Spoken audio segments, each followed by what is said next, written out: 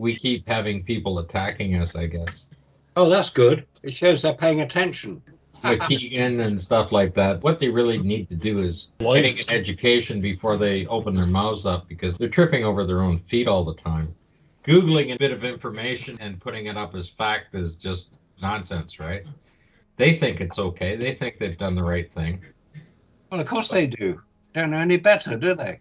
You know, they put out what's on Wikipedia or on some website somewhere and say, look, I proved you wrong, you idiots.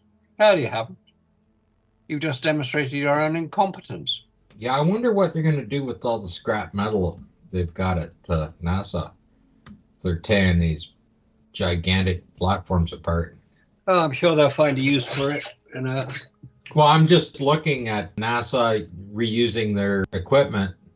There's the two different pages there. One's on the reuse of it. And I mean, they've already dismantled the space shuttle equipment, so they're dismantling those because they claim they have no more use for them. Well, what are they launching if you can't take it out to the launch pad? They're apparently building a new one for the SLS, but everything else is being leased out to Boeing now. Yeah, NASA are very good at spending other people's money. Yeah, well, Boeing's into aircraft. Like I said, if you look on the report server, there's a whole lot of documentation on Boeing and the next generation of commercial aircraft, right? Yeah. That they're working on engines and everything else, right, that they're doing. But when you see them just tearing this stuff down, sure as hell doesn't look like they're going to do a moon launch here, because, I mean, whose pad are they going to use? Musk's is complete toast, right? It's just another excuse to delay the inevitable. Oh, of course. They'll throw a political angle at it, or they'll throw this at it or that at it, anything, right? Or the weather isn't good enough today. Space weather. Well, they haven't trained people well enough, so they've got to go back to the beginning and start again. Yeah. Yeah, the space weather is going to be a problem for them, because just in the last week I was looking at the CMEs, and we're getting up into our level of CMEs now.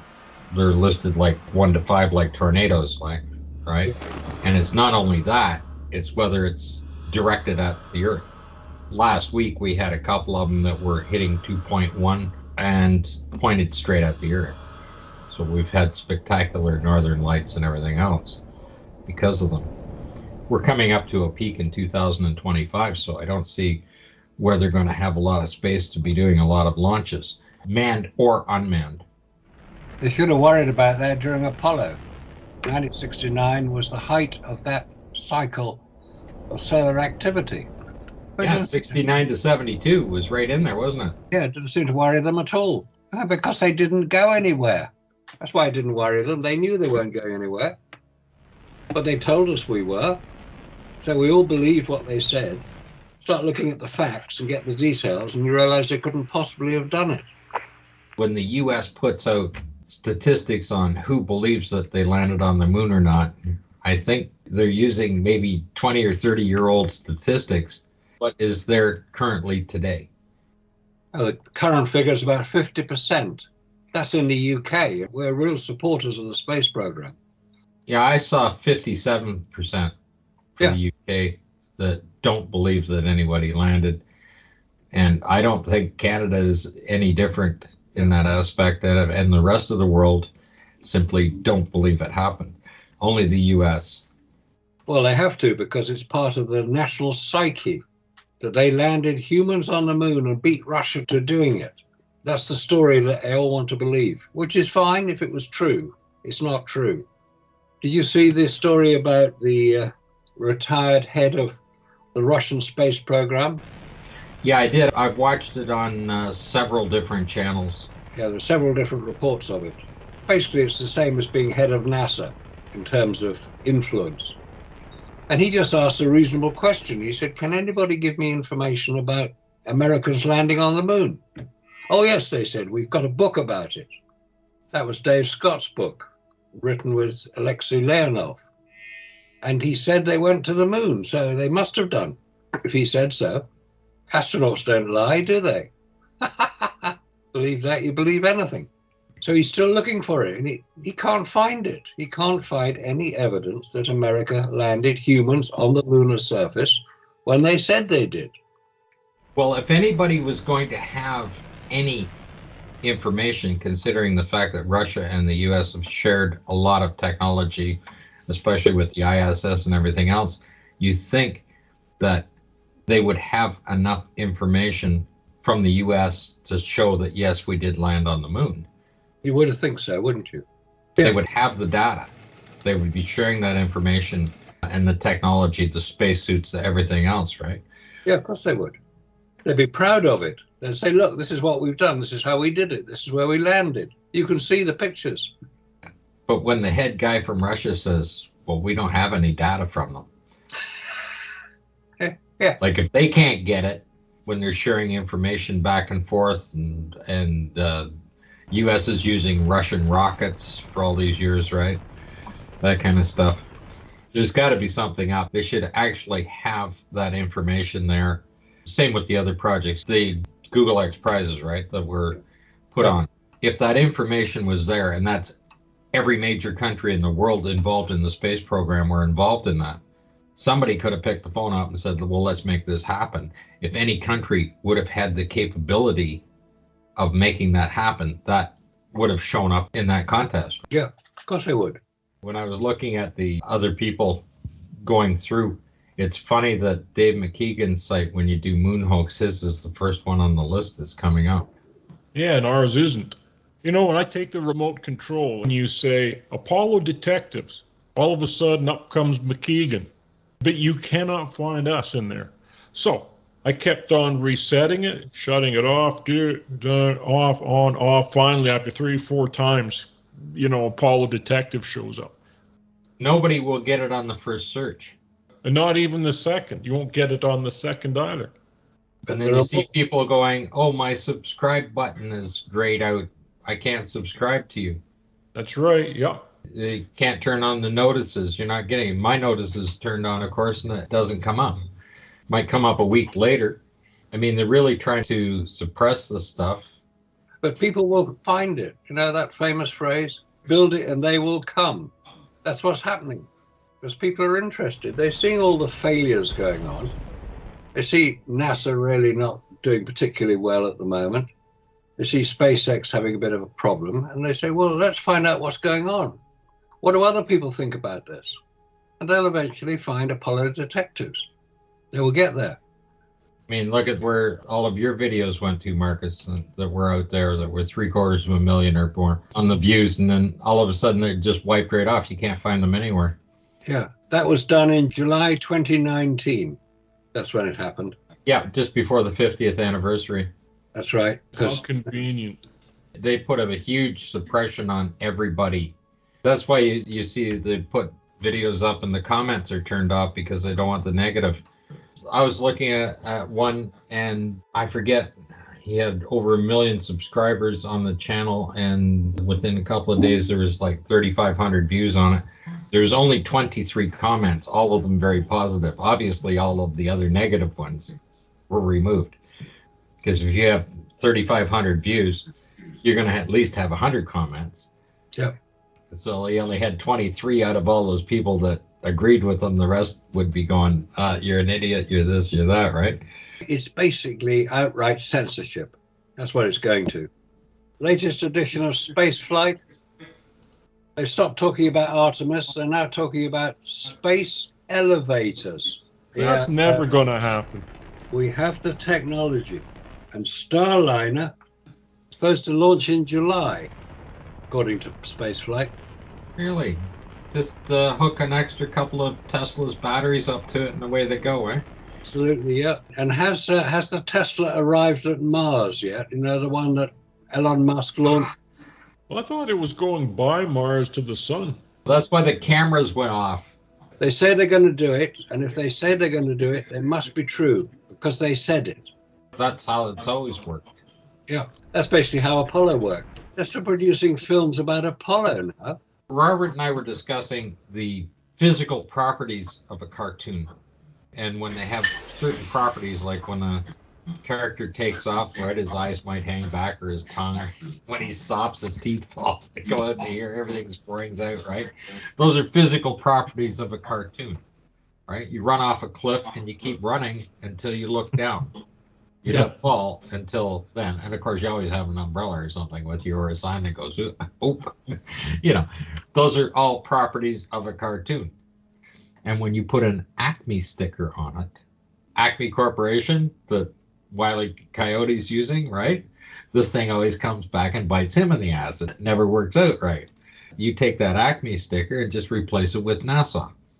You put a NASA sticker on it, it takes off the ground as soon as it's out of sight, then everything works perfectly from there. Of course it does. And that's exactly, they created those properties of space. The idea that if you're in space, you're floating. It doesn't matter how they portray it, you're floating. Yeah, because how they portray it is how people will perceive it. That's right. And they gave it an effect to give you the imagination that they're in space. So they have this zero gravity simulator that they're building now. They're still going at the same process to do that. All of that stuff is there in their aspect. They eliminate anything that could be hazardous in spaceflight. Yeah. They negate it, whether it's vacuum, radiation, anything else. The consumables, they can carry as much as they want, anywhere they want to go. They never run out of the consumables, whether it be oxygen, fuel, battery power, anything. They always have enough. And Apollo shows that distinctly. I mean, they had a whole bunch more weight to the vehicle.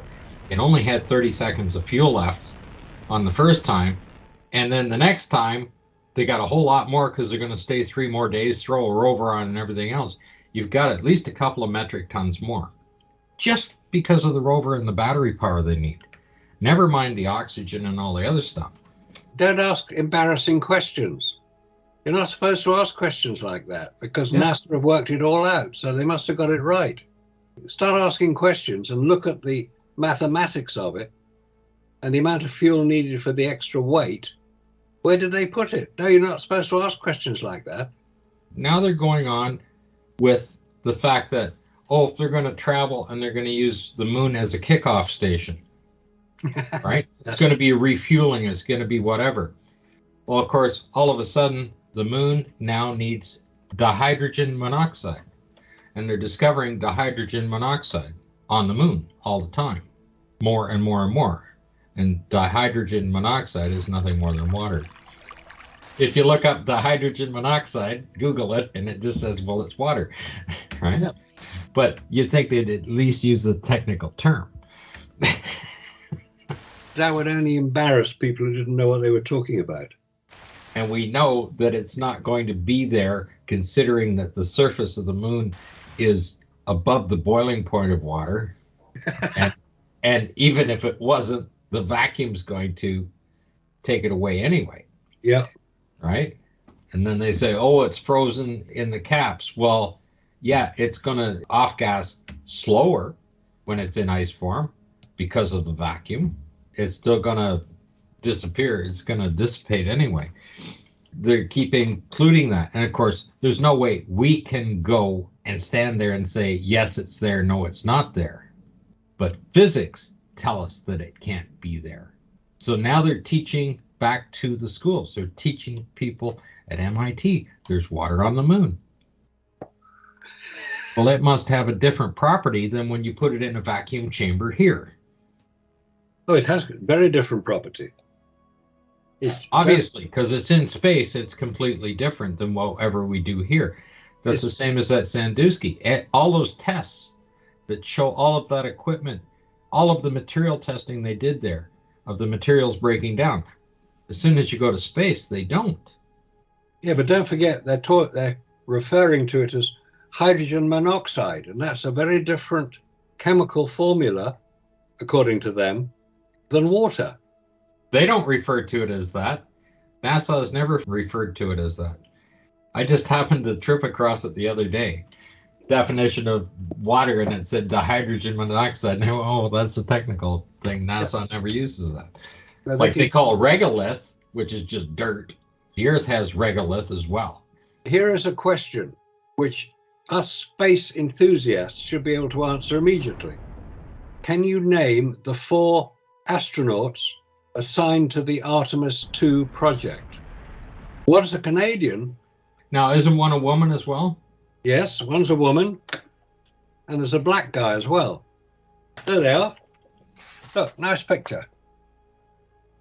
Artemis 2 crew chosen. Oh, how many people can name them? We could all name Armstrong, Aldrin, Collins, Al Bean, Dave Scott, Gene Cernan. We could all name them, but can you name the Artemis crew? No, probably not. Well, the ones that make it to the lunar surface will be remembered. That's way in the future. Yeah, like try 2035.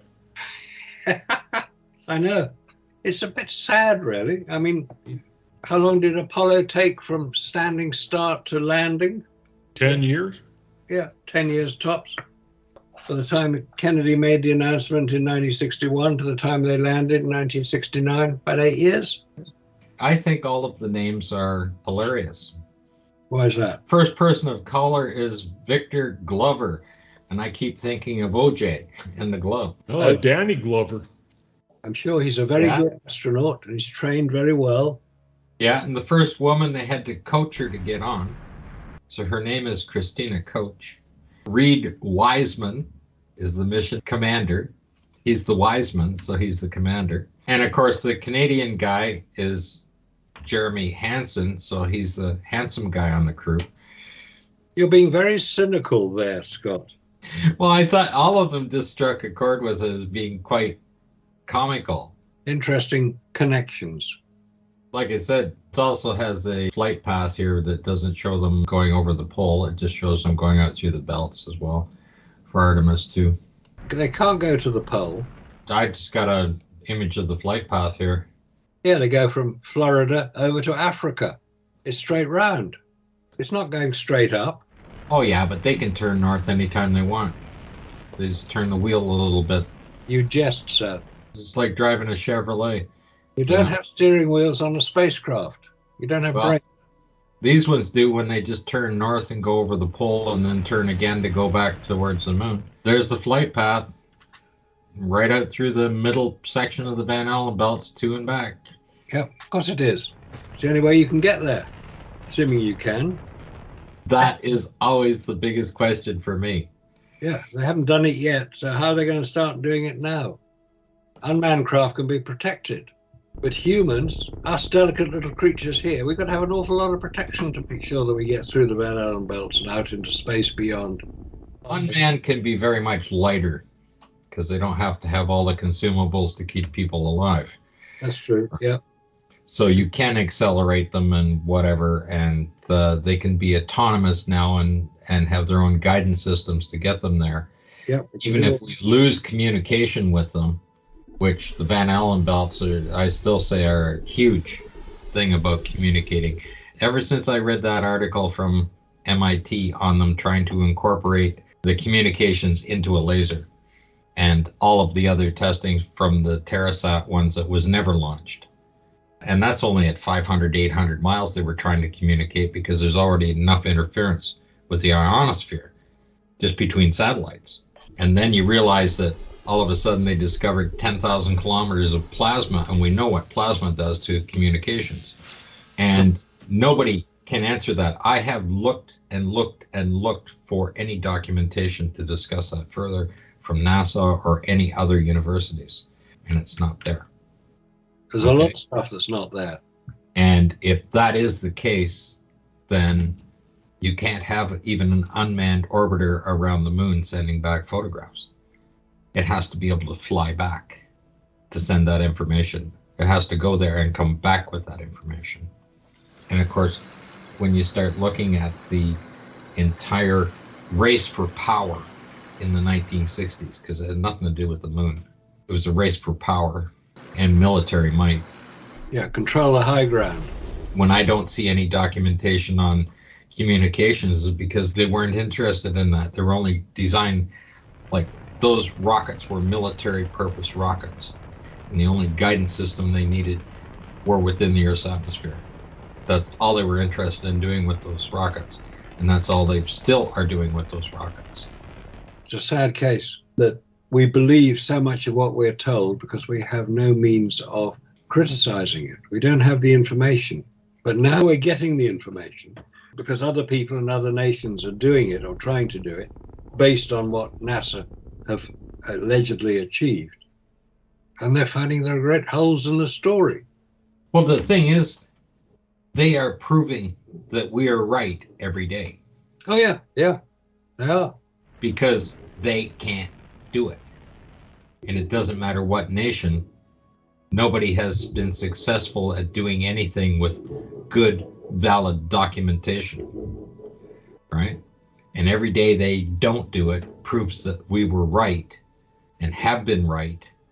Even if they do it now, it still doesn't disprove us.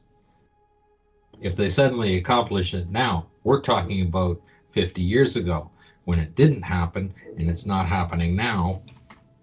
And if tomorrow they just figure out how to do it, it still doesn't make 1969 a fact. But NASA are doing their very best, aren't they? They've now named the Artemis crew, but they haven't got a rocket to send them up in. Well, I wonder if they've got the Felix and Paul Studio book for them or not. Oh, they probably will have, yes. They do the ISS. I think they're going to end up taking these boys down to Downey. They got to wait for that to finish.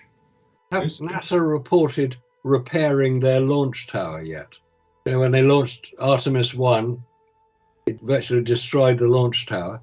No, that's what I was looking for. And then all I see that they're tearing down the mobile launch pads. Yeah, a bit short-sighted, seeing as the Artemis rocket has to go out on a mobile launch. They did say that they were constructing one for the SLS. It was designed separately. It's still in functioning order. But the other launch pads that were used for the shuttle and for the Apollo, like the Saturn V, those are being dismantled. What's interesting is they can call that a success at every turn, saying, well, we learned something new. Sure you did. It didn't work. Like, don't do it that way again.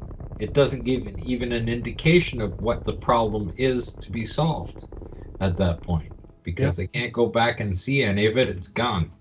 They're starting from scratch again, right? What about the Russians? I don't know if they use water. I thought they just used a chamber, that directional chamber like they did. I mean, you know, the ones the Russians have look a lot, they look very similar to the V2. You know, that trench that they had down there and that deflected the flame? Yeah. The V2, because it was a mobile launch facility, they could move it around. It was quite a small rocket, the V2. It only weighed about 25 tons. So they could move it around on trucks. And when they launched it, they had underneath the rocket this sort of cone-shaped device to deflect the rocket exhaust away, which is a similar principle to what NASA uses to divert the rocket exhaust away in the flame trench. It's the same principle, it's just a bit bigger. But that came from the V2 launch, where they had this cone-shaped device under the rocket to deflect the exhaust away. Yeah, but if you see Musk's design, he's got everything elevated way up above an open space in there where the rocket's sitting. I guess he thought he had enough space there for it to move away from the rocket and everything else. But as soon as it sat there for 7 seconds, it just disintegrated everything, right? Well, in 2018, they were supposed to have 3 of those, and they were supposed to be taking 200 to 250 people, go up, come back down. It saves you the airplane ticket. The only problem is you're purchasing a one-way ticket to the grave. Okay, let's say they take 200 people per ship. I mean, that's still a lot of weight. That's a lot of body parts to be flying over a city. The funny thing is that when you look at the graphics, what they were trying to sell, what that saleswoman was trying to sell, I mean, the pads are only a mile away from the city. They're right there on the ocean. They're right there. So, which means if something goes wrong, you're going to have rocket parts, body parts, fuel that hasn't caught on fire. I mean, and fuel that is on fire. It's going to be spraying all over the city, coming right down on you. It would be a huge problem if some of those rockets go off and kind of turn sideways and shoot along and then blow up, right? They could go right over top of the city. No problem. I mean, at least they had the forethought in Florida to put it right out where they put it, far enough away, and it's also already on the corrective angle so that if anything goes wrong, it's over the ocean, right? Oh, yeah, and you look at that concrete that goes through the car. I slowed it down frame by frame. In one frame, the concrete actually hits the ground first and then deflects up and takes out the back window. I thought it went right through it. No, it hit the ground and went right up on an angle and right into the back of that window. But why would somebody park their car that close to a rocket launch? Makes no sense. Well, no, look at the trucks that were destroyed too. Yeah. Yeah. There's a lot of stuff that was a little too close to his launch pad. There's people on the other side of that little island there that are watching it. They're filming it right across there. Now, what is that, 3 miles? Could be. It's hard to hear the rocket from where they are. Unless, of course, that could be their audio, but... Probably their audio got destroyed the same way the rocket did. I know the methane is a lot quieter, but I'm sure that they're well up into the highly dangerous zone when you're anywhere close to it. Yeah, because it's the rocket exhaust going through the atmosphere that you're hearing. Yeah, that pulse you get as soon as it's traveling faster than the speed of sound, which it's expanding much faster than that, right? And you get that. That's why they claim that they can never actually record the sound of a rocket taking off accurately. It's like people saying that you can hear what the astronauts are saying as they take off in the Apollo rockets. Well, they're just 300 feet from the engines. Yeah. Don't you think there would be a little bit of noise intrusion? It doesn't matter that they're up in the air. Sound travels all over. Well, then these guys will say that, have you ever sat next to a jet engine in a 747 on the wing? You don't hear the engine. Well, sure, you hear a little rumble, but you don't hear the engine.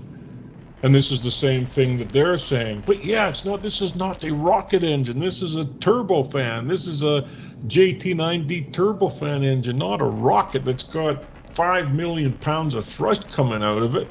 You mean, are people actually comparing the Saturn V rocket to a 747 jet? Yeah. They're saying you can't hear the jet, therefore you couldn't hear the Saturn V.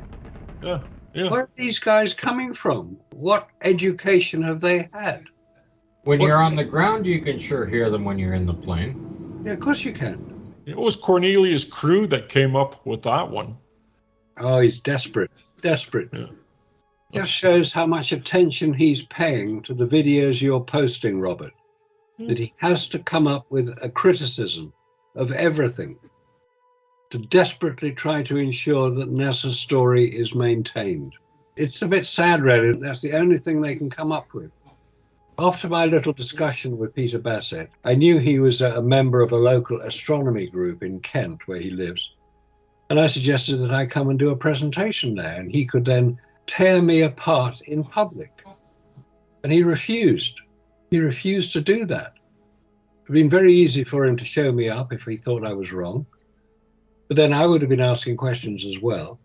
But the fact that he refused to even suggest to his chairman that I was a good person to have as a presenter. I've done it many times to astronomy groups. I always get a good reception, but not on this occasion. Peter Bassett's astronomy group is obviously to be protected against people like me, who obviously don't know what I'm talking about. Well, didn't you say you didn't have the proper credentials? That's right, yeah. I didn't have the right knowledge.